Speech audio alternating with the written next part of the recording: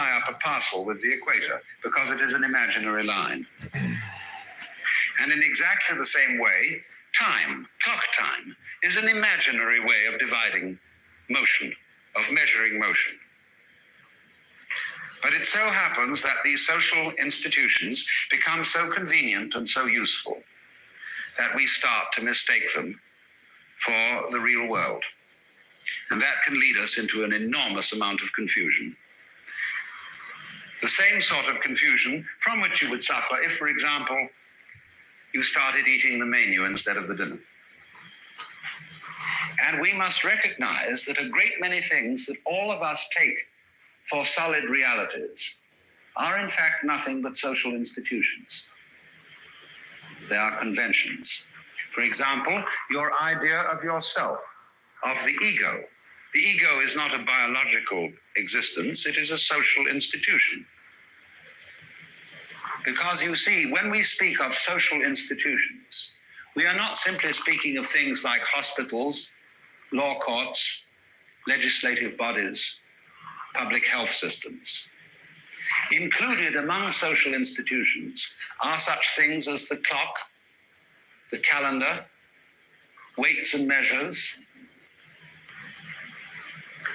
Now, as we civilize ourselves, we can only do so through social institutions. In other words, if we didn't have a calendar, if we didn't have an idea of the directions, north, south, east, and west, if we didn't have these ideas, we couldn't get on together. If we didn't have agreements about the nature of language, we couldn't communicate with each other. And if I didn't know about time and space, I couldn't say, I will agree to meet you at the corner of State and Madison at 4 o'clock in the afternoon. And therefore, we could never find each other. But because these institutions are so useful, we come in due course to believe in them, as I said. And above all, we come to believe in ourselves as equivalent with the role we are playing in life. Confucianism was deeply concerned with roles. What is the proper role of a father? The proper role of a mother, of an elder brother, of a younger brother, of an elder sister, a younger sister, and so on all the way around. And you know how it is in our own life. We are all role-playing.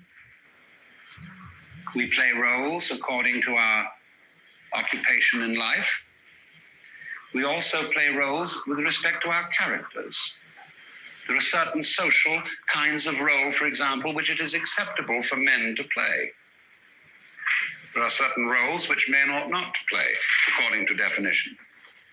And you very soon are taught to accept yourself as a certain kind of a character.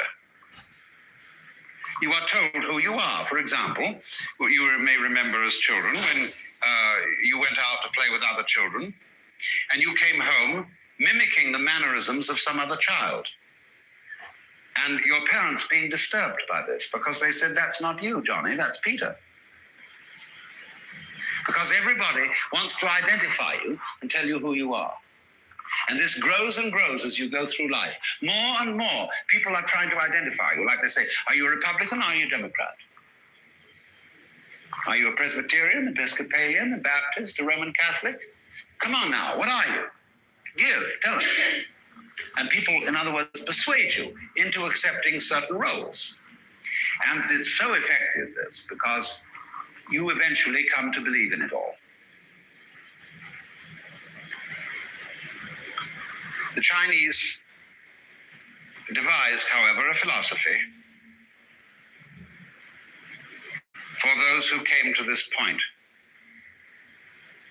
And it is, as I said, the counterpart of Confucianism. And it's called Taoism. This character in Chinese is pronounced Tao. T-A-O.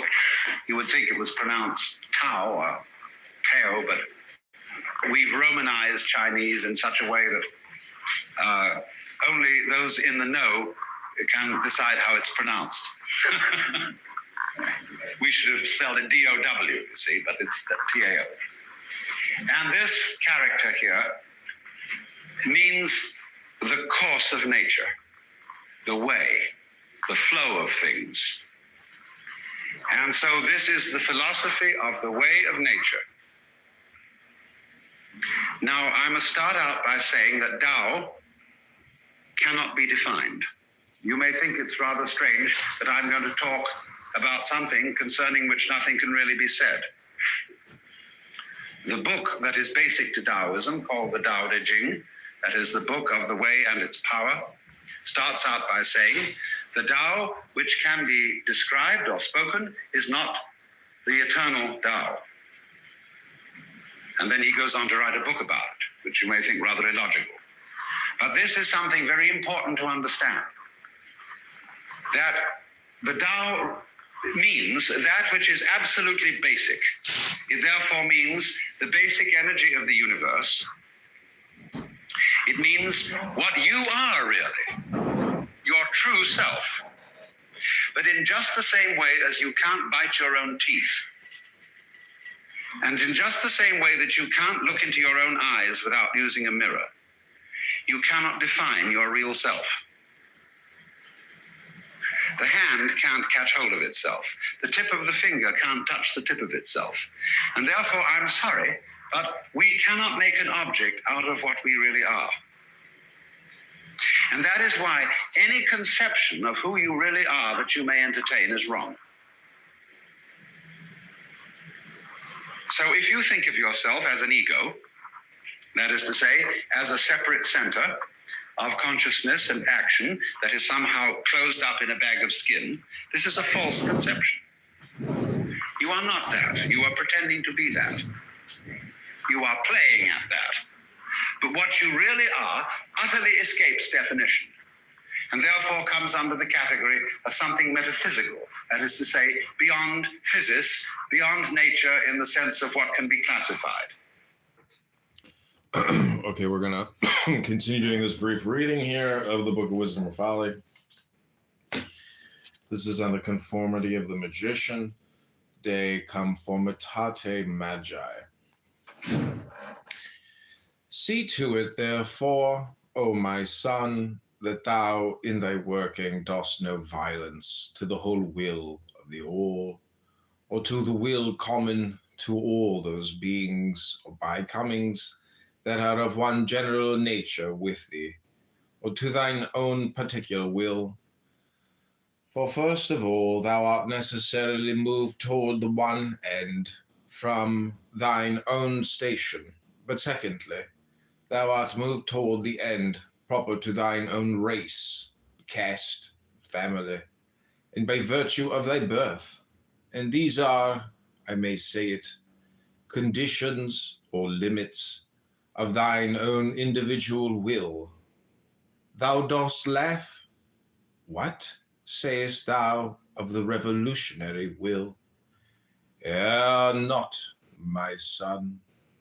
The magus, even as the poet, is the expression of the true will of his fellows, and his success is his proof. As it is written in the book of the law, for his work is to free men from the fetters of a false or superannuated will, revealing to them in measure attuned to their present needs, their true natures. And the poets, de poetes. For this reason is the poet called an incarnation of the zeitgeist, that is, of the spirit or will of his period. So every poet is also a prophet, because when that which he saith is recognized as the expression of their own thought by men, they translate this into act, so that in the parlance of folk vulgar and ignorant, that which he foretold is come to pass. Now then, the poet is interpreter of the hieroglyphs of the hidden will of man, in many a matter, some light, some deep, as it may be given unto him to do. Moreover, it is not altogether in the word of any poem, but in the quintessential flavor of the poet, that thou mayst seek this prophecy. And this is an art most necessary to every statesman who but Shelley foretold the fall of Christianity and the organization of labor and the freedom of woman, who but Nietzsche declared the principle at the root of the world war.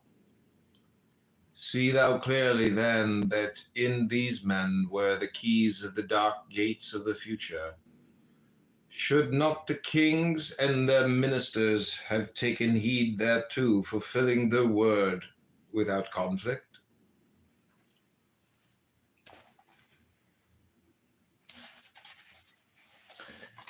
On the Magi of the AA, in whom the word takes flesh, de magis ordinis AA quibus caro fit verbum. Now, O my son, the incarnation of a poet is particular and not universal. He saith indeed true things, but not the things of all truth.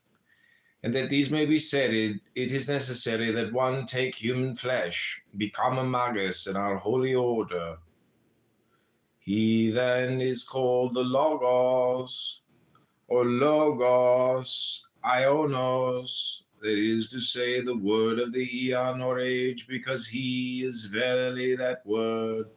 And thus may he be known, because he hath it given unto him to prepare the quintessence of the will of God, that is of man, in its fullness and wholeness, comprehending all planes, so that his law is simple and radical, penetrating all space from its single light. For though his words be many, yet is his word one and alone, and by this word he createth man anew, in an essential form of life, so that he is changed in his inmost knowledge of himself, and this change worketh outwards little by little unto its visible effects. 69 on the Magi of old, first of Lao Tzu. De magis temporis antiquae, imprimis de Lao Tzu. It may be unto thy profit, O my son, if I relate unto thee the secret history of those who have gone before me in this grade of magus, so far as their memory hath remained among mankind. For what would it avail thee should I recount the deeds of those whom I indeed may know, but thou not? Thou knowest well how I keep me from all taint of fable, or of any word unproven or undemonstrable. First then I speak of Lao Tzu, whose word was Tao. Hereof have I already written much unto thee, because his doctrine hath been lost or misinterpreted, and it is most needful to restore it. For this Tao is the true nature of things, being itself a way or going, that is a kinetic and not a static conception. Also he taught this way of harmony and will, which I myself have sought to show thee in this epistle. So then this Tao is truth, and the way of truth, and therefore was Lao Tzu Logos of his eon, and his true word or name was Tao. What can be described, what can be put in a box and said it's either animal, vegetable, or mineral, it's either long or short, black or white, temporal or eternal, any category you choose to apply is inadequate to this. So do you mind if we start out with something we can't say anything about at all? But it's fundamental.